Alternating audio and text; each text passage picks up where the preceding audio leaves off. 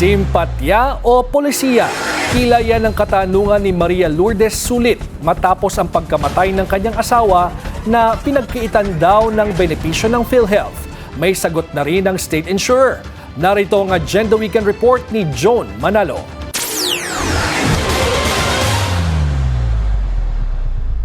Nanawagan sa PhilHealth si Maria Lourdes Sulit matapos ang pagkamatay ng kanyang asawa dahil sa brain hematoma. Sa isang social media post ngayong Biyernes, June 12, idinitalya ni Sulit ang kinahantungan ng kanyang asawa matapos itong tanggihan ng PhilHealth benefits dahil hindi niya umabot ng 24 oras sa pagkakaospital nito. Ayon kay Sulit, June 4 nang namayapa ang kanyang asawang si Morven na balak sana nilang ilipat sa ibang private hospital para makabawas ng 2 milyon para sa gagawing surgery.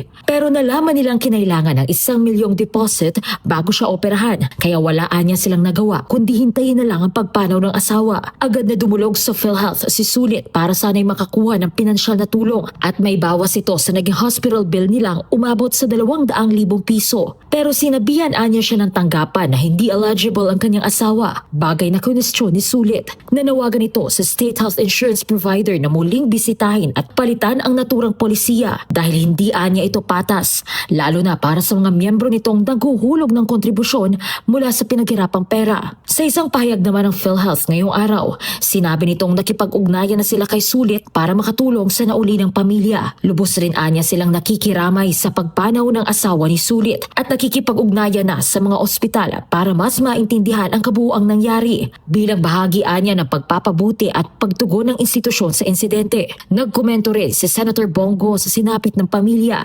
Anya, nakakalungkot at nakakabahala ang kwento ni Sulit, kaya mahalagang malaman kung bakit hindi kinilala ng PhilHealth ang mga benepisyong dapat matanggap ng namayapang asawa nito. Dagdag pa ng senador, hindi katanggap-tanggap kung naipapatupad pa rin ang 24-hour confinement policy ng PhilHealth dahil inamyenduhan na raw ito ng state health insurance provider. Para sa Agenda Weekend, Joan Manalo, Billionaire News Channel.